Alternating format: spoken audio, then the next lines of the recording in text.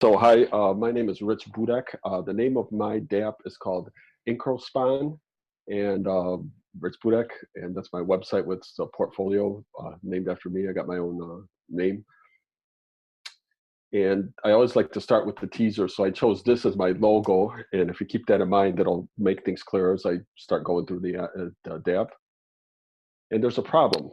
Charities are always asking for donations, and there's a common method of doing donations, and that's these common walkathons or bikeathons. And I've sponsored people for that. And especially if it's a remote location, what they do is you sponsor somebody, say they're going to do a 10-mile walk, you give them your credit card, and they take the lump sum right away, and they just take it out of your credit card. And so I've trusted the people that I've sponsored. And again, it's if you're doing it for charity, you're doing it for charity. But the question came up is there a better way to incentivize it? So again, even if you trust a participant, once they get the money, what if they get sick and they don't follow through on it? Then they're kind of missing the point of why it's a walkathon and you're supposed to participate. So IncroSpon solves the problem.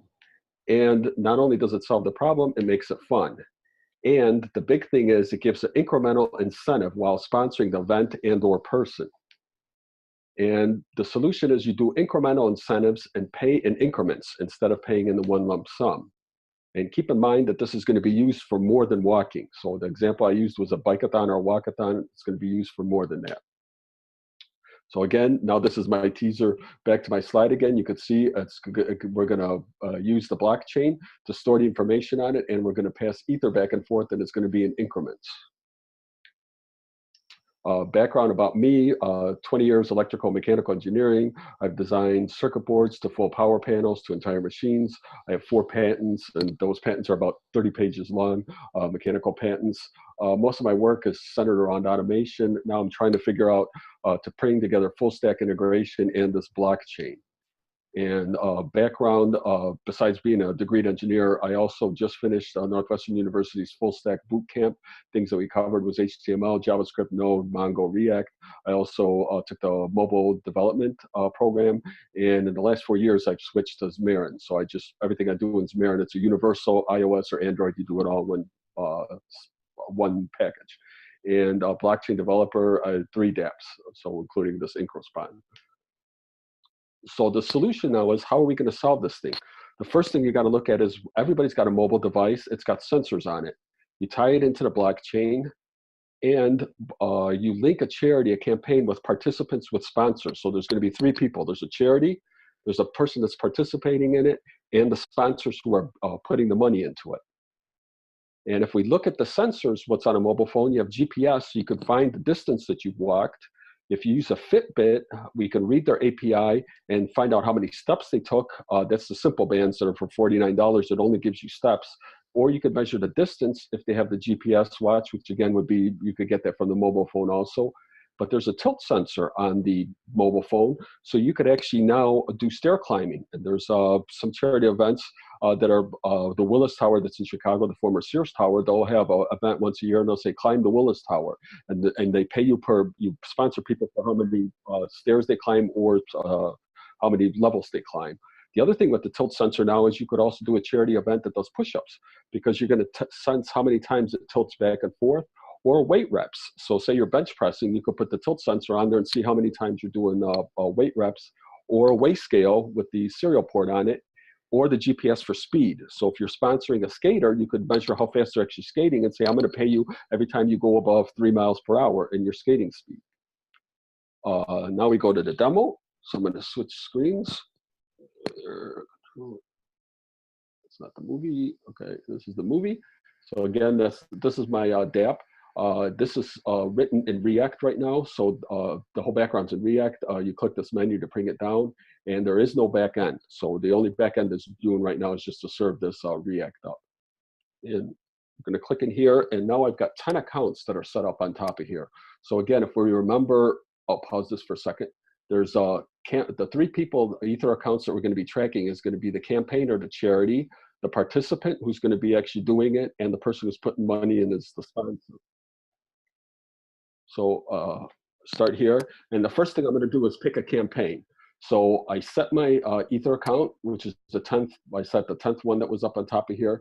It's going to grab my Ether address and plug it in let it go a little bit further.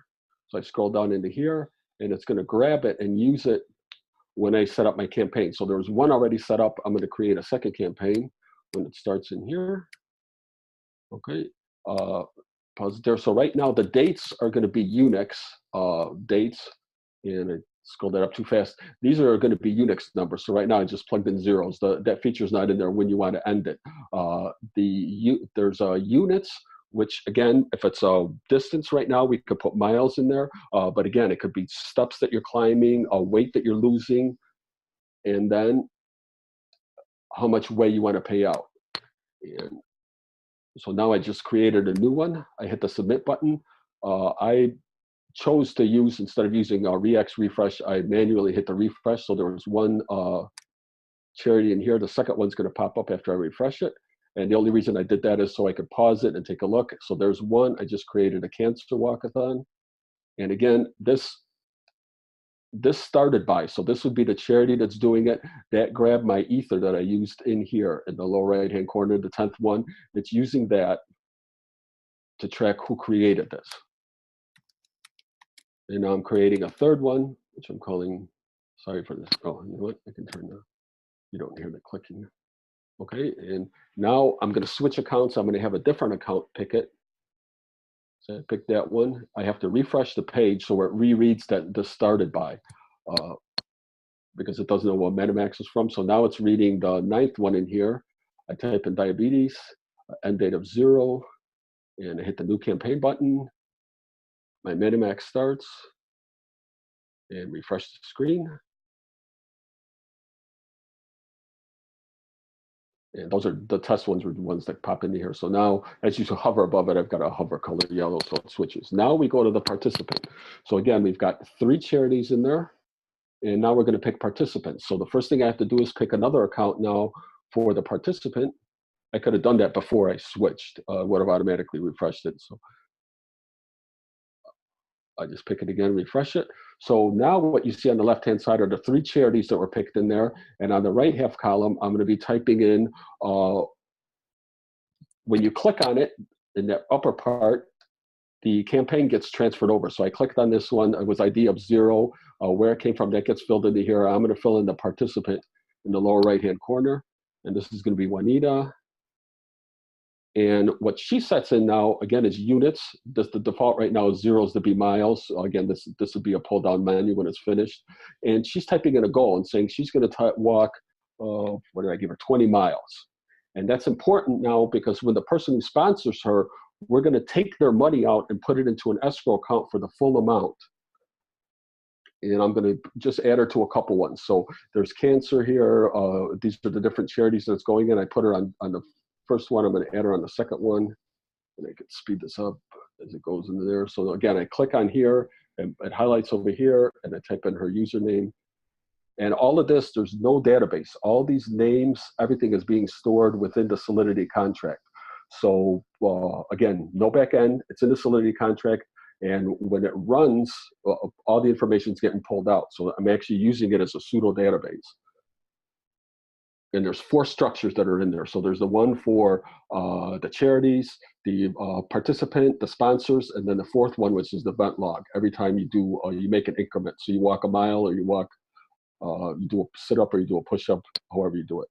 So now we've set some up, and I'm going to pick a different user.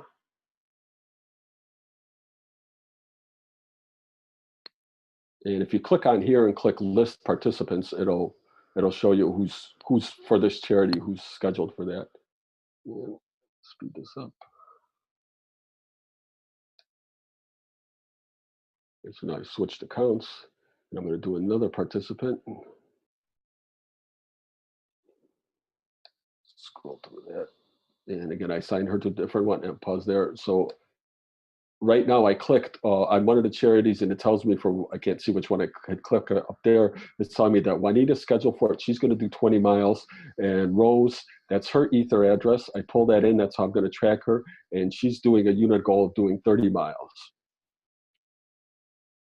And I think that's the last one. Moving along. Oh, sponsor, back up. So now we're going to do the sponsors. So again, that's the third person that we're tracking the Ethernet address of it. And when I pick that account, this tells you up in here what's total inside the contract, what's called the escrow account, what I'm calling it. So all the money's going into this contract, and then it's going to get dished out as you're doing the increment. So right now there's no money that was put in. I selected that I'm going to do charity 0, and the first thing that pops up then on the right half panel here is the 2 people that I had set up that are going to be running in this walkathon, Juanita and Rose. And again, their Ethernet addresses, that's all being stored within the Solidity contract. I pick Juanita, and I scroll to the bottom part, and now this tells you everything for Juanita. The charity name is ALS, the Lou Gehrig's disease. That's who started the contract. And I have a choice now. This is my Ethernet address. The pay to is who created the original contract. That's the default. But I could actually change it to somebody else. So she could be walking within the ALS thing, and I could do 2 sponsorships and say, hey, I'm going to split the money. Half is we're going to send it to ALS, half we're going to send it to another one. That's my option, how I want to do it. Again, units, that would be miles, sit-ups, whatever you're doing. And the feature that I added into here is I automatically convert to US dollars, because most people aren't going to want Wei or Ether when they're doing it. So as you punch it into here, this pulls up what the latest value of the Ether is. So I take the dollars, convert them to Ethers based on this conversion factor that gets from the web, and then I convert the Weis that I'm going to put into the unit. So again, her goal was 20. And I initially sponsored her, and that's going to be this person here, address 1. And so now I punch it in, I punch in 100, and it takes the 100 times the 20 and comes up with $2,000. So notice I'm punching in dollars. It's calculating Ether per unit, takes this $100, multiplies it by 20. 2,000 is going to be the total amount. That's the max I'm expecting to spend, and then it stores it. Now what happens when I hit the donate button, I'm just scrolling up here showing you which one I did. For 100, there's a warning on there. When you hit it, it immediately moves the money. And now it's going to do the transaction. And you're going to see the amount is going to drop. Oh, pause it. So, and it actually tells you how many Ethers. So it's going to drop by 3 Ethers when I do it there, plus the gas to handle the transaction. And there it goes. So the amount just transferred. So the money gets pulled into the account, into the contract. It's going to sit there. There's an expiration date of when she expects to finish. When she finishes, whatever money's left over, the contract returns the money back to my own, to whatever Ether address sent it in there. That's who gets the funds back. And I just clicked on it again. This is setting up for another sponsorship. And you can keep sponsoring for however you do it. Now the question is, how do you do the incremental? Oh, it's still sponsoring.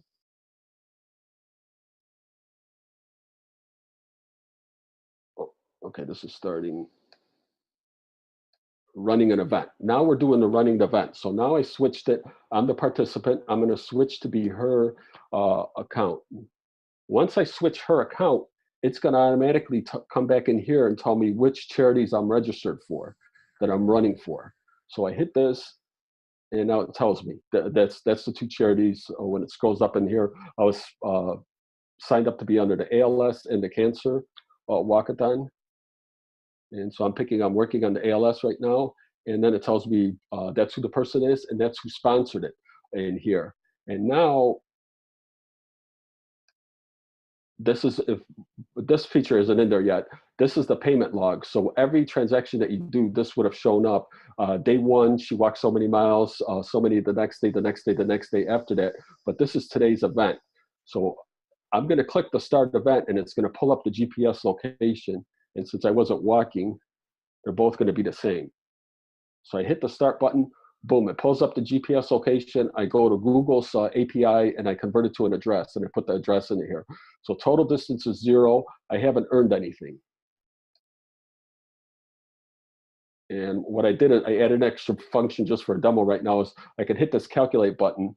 And when I hit the calculate button, that's where it calculates how many units I earned. And unfortunately, this is in the way. This is what the pledge was. It was $100 per mile, so it's going to subtract 500 miles from there. And it takes it and subtracts it. So that got subtracted and gets pulled up off into the side. How does it work? Go back to my presentation. So that's the demo. Let me go over some use cases. So what we just talked about was the walkathon. It holds people accountable, but the big thing now is you can do it for more than one day. So say you're doing again, the breast cancer walkathon. You don't have to do it in one day. Say you're a cancer survivor and you're walking with crutches. You could say, I'm going to do it over a week. I'm going to still do the same amount of miles, but I do it over 1 week. You tell it that it's going to end on the day of when the event is, and every day that you walk, we're going to be pulling the money out and paying it. It increases donations because it's fun. And again, this key is the longer duration. You don't have to do all those miles in one day. But there's another issue for this, another use case that you could do for it. Now you could actually sponsor athletes in training. So say you've got Northwestern University and there's a football team. And you say, you know what, I'm going to sponsor this football team over a 1 month period for how many miles they walk, how long they train. So you can hit the button when they're playing their football game, or how many sit-ups they do, again, push-ups, all of that. And you're sponsoring it. And the key was that address that you send to didn't have to go to the university. You could say this goes to the athlete to be used for sports equipment. That's all how you set up where you're going to send that money to. It can be miles run, 4.5 miles, sponsoring football players, which I just talked about. How about Olympic athletes? So you could turn your mobile phone on when they start skating. It's going to sense it, and you're going to say, I'm going to sponsor an ice skater for every minute that they train. Again, paying them in pennies, 1/10 of a penny, whatever you want to sponsor them for. And again, this could now be any athlete anywhere in the world. The third kind of charity event, we already hinted on that, stair climbing. You're measuring the tilt of it, minutes run. How about competitions between sororities and fraternities? You say, within 1 month, we're gonna do more than this other one. And because it's on the blockchain, it's public, everybody can see who's doing more for the charity. Another one, weight loss. So we can have a Bluetooth scales which are out there, or cereal, and you step on it and you say, for every pound that you lose, I'm going to sponsor you. And that money now could be designated to go to a charity event. So the person losing weight has the incentive that, hey, I'm losing weight, but I'm not doing it for myself. I'm doing it for a charity. So that ties into this, self-motivation. You could also do it for yourself. So I don't need anybody to sponsor it. I could say, set this up, and I'm going to say Rich Budek's weight loss. I plug it in there. For every pound that I lose, I'm going to donate the money to such and such a charity. As you're going through it and you're doing it, the money's not being put into your pocket. It's being sent to the charity. At the end of the month, how many pounds you lost gets sent to charity. The rest gets returned back to you. Your family and friends, you could help them get motivated by contributing to that. You could sponsor friends training for marathons. I've had people that wanted to go on marathons, and I say, hey, for every mile that you run in training, I'm going to help you train. And then when that money is, you designate where that money's going to go, whether it's going to go to them or to the final charity that they're going to be running for. Fifth case, promotion. So now Nike can pay you for wearing their shoes. You could say they're going to pay you 2 ways for every minute that you're wearing their shoes. What I'm looking at is to tie in to make sure you're actually wearing the shoes is you tie in the piezoelectric sensors, which is a force. Every time you hit it, it gives you a little pulse, and it would actually count your steps inside the shoes that you're wearing the shoes, get sent back to your mobile phone, and then you get paid. You'll get paid per minute of activity and the location where you're at. How does it work? Again, there's the Ethereum smart contract. The Ether is taken from the user's address, stored in the smart contract's balance. Money then is tracked by the escrow account, where the balance for each sponsor and a duplicate for the charity. So it's like a double accounting system where the money went in, where it went out. And there's 4 structures in there. So there's the campaign, the sponsor, and the participant. We're tracking the money going in and out. And then this event log in that event tells you how many miles you walked for that event and how much money got paid out on there. All of the structures are cross-linked like a pseudo database. Depending on gas charges, I may have to leave them, have a backend eventually, but right now it's running on here, so I don't know what the final gas charges are going to be for doing that. And again, the searching doesn't cost anything, so all the searching and cross-linking is done within the Solidity contract itself. Now, the neat thing about this is when it expires, I don't even need a backend for that either. So say I say at the end of June, June 5th, at the end of this walkathon, I want to pay everybody. I don't need a backend to do it. There's this feature called an alarm clock and it's based on block numbers. So if you know how many minutes it's taking to mine the blocks, you count that many minutes and say 5,000 blocks from now on, run this function, and it'll run the function and disperse all the money automatically. Whatever's left over will get returned back to the users. Again, by block number, and no server needed, back end. Right now, the way this is running, I mentioned, is front end with React. You do not need React Native to read the GPS. So I've written other apps where there's functions within HTML5 that allow you to read the tilt sensor, motion sensors, light, cameras, and the GPS you could read without doing any kind of mobile app. Right within the browser, you can do it. So now the question is, why is this a good example for a blockchain? First is there's trust. So you know that they're going to be doing it, you're going to be paying them in increments. Secondly, the charity and me don't need a fiat to handle the money or credit card. So if I'm sponsoring somebody, I don't have to worry that my credit card's going to get stolen. The charity doesn't have to do it. They're completely separated from it. However you got your ether that you're going to transfer into you, that's up to you, the user, to do it. Third is public logging. Anybody can log in. They can read it, see how much you logged in, and every day by day. So if I'm looking every day and you're running 2 miles, 2 miles, 2 miles, all of a sudden you've put 50 miles in one day and then 2 miles, 2 miles, 2 miles, you know, hey, they probably didn't do it then. And it's immutable logging. Again, if you want to walk through the blockchain, you can go backwards and see what increments they did every single day, even though I am storing it within the Solidity up until it runs out of memory storage. The other one is the trust. The charity, the sponsor, and the participant have trust that they will get their money and they don't need me. Once they get me and I'm out of the picture, if I go bankrupt, I'm not around anymore, once it's in the contract, they're going to get paid. They don't have to rely on anybody else. And sixth thing is everything that we're doing with blockchains, we can use tokens. How can we use tokens in this? It's use case 6, medical insurance companies. At work, we had they give us a little pedometer, and it counts how many times you walk, and then they give you a t-shirt when you're done. Hospitals, employees, they do that to all the doctors, nurses, they have them see how long you're active. Well, now, if they use IncroSpon, we can track how much activity they had, how much they walked, and the time of day. So you could say, you have to walk sometime during your workday, from 12 to 5, you have to walk so many miles. We issue them tokens in exchange. At the end, they exchange those tokens for mugs, shirts, whatever they want, whatever the insurance company is doing that. And then when the campaign is done, they return all the tokens and start another one. Again, could be worldwide. So you could have the competition. If you're working at Microsoft and you've got 6,000 locations, all of those could be who did the most walking or activity. How do we make money? Right now, I'm seeing it's a free download for the app to do the first few transactions. After that, you either charge for the app or have an extra add-in, where you add in what you're trying to plot and add in, and a small charge per transaction. This is key to keep the small charge per transaction so nobody else jumps in and starts trying to push me out of the market. But if they don't have the front end for it to do it, that's just another hurdle that they have to pass to try and beat me as a competition. 2 things for marketing. One, you could sponsor a walkathon. So the next time there's a walkathon, I could say, hey, I'm going to sponsor this for free. Everybody that's walking, this is one way of doing the walkathon. The other one is to get Nike to pay for the advertising. Again, we talked about that, is how long you're wearing the shoes, where you're wearing it, what location you're wearing it.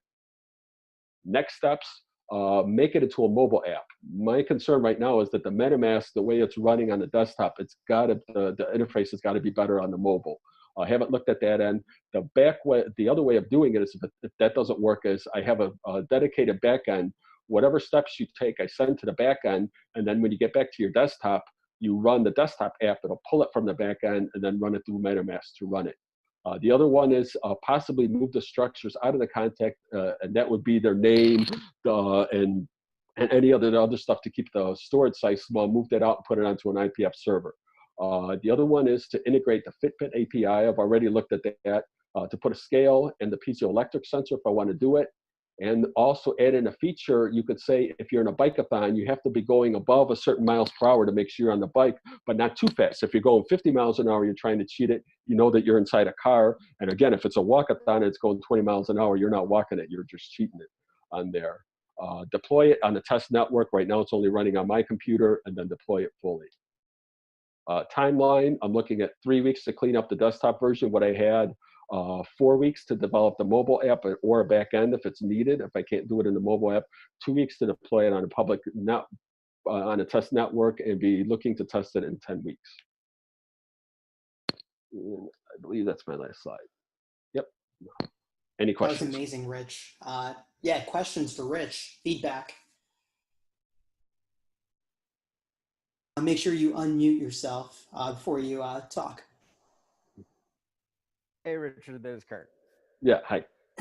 So, yeah, this is actually very creative. I liked it a lot. My only concern for you is charities are very particular about how they get paid. So, you know, going after the charities is definitely going to be hard because they want cash money. That's their business, and they want it up front, right? So they honestly could care less. It's really just marketing. However, amateur athletes they are a particular group of people that this could be the Patreon for amateur athletes. And you could tie this in with Race Joy. I'm not sure if you're familiar with the website, but they host most of the actual not sanctioned, most of the races, like you know, 5K or a 10K. They're the ones that do the sensors. So you would already have an API that you can link into that they would give sensors to them and they would track them at certain miles. So as far as you know, as an athlete, it's, you know, getting paid is difficult and finding sponsorships is very hard. And it's a very sad world for them because it's only the 1% that are going to make all the money. But this gives them an incentive where, like the bobsled team that got, you know, sponsored with Bitcoin. Ultimately, I think if you go after the charities, it's going to be an uphill battle. But if you go after amateur athletes, I think you could get a definite win on that. Yes, thanks for that. And again, I saw that because you could get paid during training, not just events. So if you're running a marathon and then whatever they have a small prize, you know, $1,000, you win. If you don't win it, you don't get anything. This way, you get, you know, $100 while you're training. Absolutely. And yeah, you know, if you know, they could set certain speeds or certain, you know, markers that they want to hit. And again, you know, if they're training in their own time, ultimately you could have somebody game it. But if they're participating in sanctioned events, you can call those APIs, and you know for a fact that they're coming in at these times and they're racing at this speed and yada yada. So I think it's great. Like I said, I think the charities may be a little bit more difficult to capture, but the amateur athletes, they're hungry and they need to be fed. So I think if there's an opportunity for them to get paid, this would be a great opportunity for them. Yeah, and the collegiate teams, so collegiate, high school, and again, you designate who you're paying to, so you could pay to a sports club to pay for their equipment. It's a little illegal to sponsor college athletes, to pay them, so. right in their pocket. But couldn't you sponsor it to say you're going to pay for equipment and send the money to the university? Yeah, if the university, but then you got to deal with the university. I think if you get to amateur athletes where they're not in college, like there's a guy here in Fresno.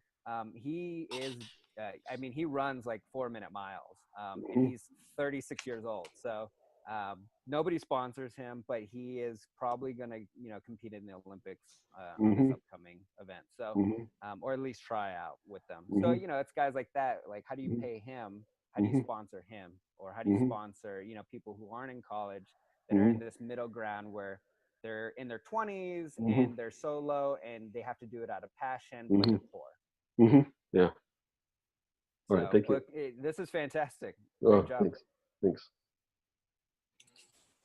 Yeah, hi, Rich. This is Ramon.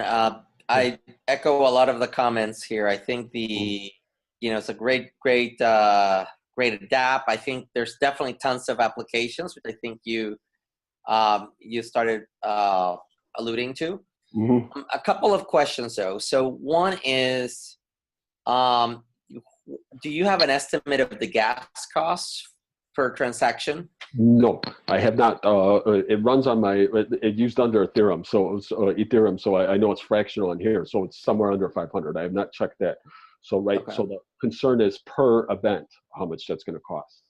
And I think tied to that would be, have you thought about what techniques or what design choices can you make to help keep those gas costs as low as possible? As you know, probably Ethereum price keeps, it's very volatile, and that could be an issue. But that would be one thing that would be important, especially if you have a lot of very frequent micro transactions that are happening. That may be kind of something from a technical standpoint to think about. Yes, I think so. That was in one of the slides, or was to have a back end. So I would have a SQL database. So you'd write to the SQL database after you hit. Again, you could set it for 10 miles. So you save every mile, and then after 10 miles, then you dump it to the blockchain. So, exactly. So definitely, keep thinking about different alternatives. And I know there's definitely things upcoming, coming up as well, like that may help with that. The other thing that I thought would be interesting, building on the Nike use case that you brought up, the sports equipment manufacturers. One application that you may want to think about is the type of data that you collect on the users from usage, using that as a mechanism to then target them for new products.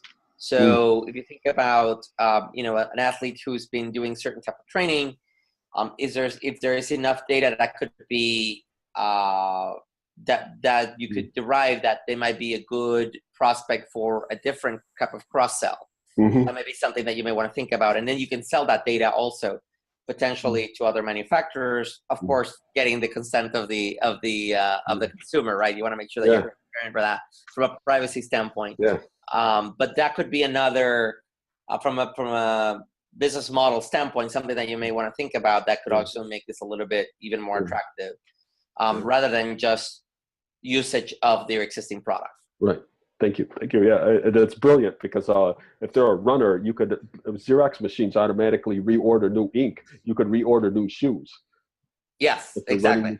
Exactly. Or maybe like if you see that, they bought shoes that were initially for short distance, and they're starting to increase the number of distances on the run, maybe you can, cross-sell them, upsell them on like marathon or longer distance type of shoes. Or maybe, now that they're increasing their distance, maybe they do need goo, or they need other equipment from a nutrition standpoint.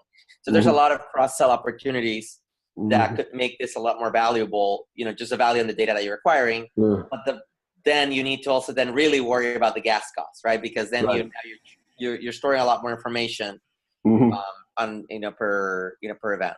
Yeah. So at that point, it would be split. What has to be trustworthy, which is if they're taking payments, versus what could be stored in the backend. Exactly.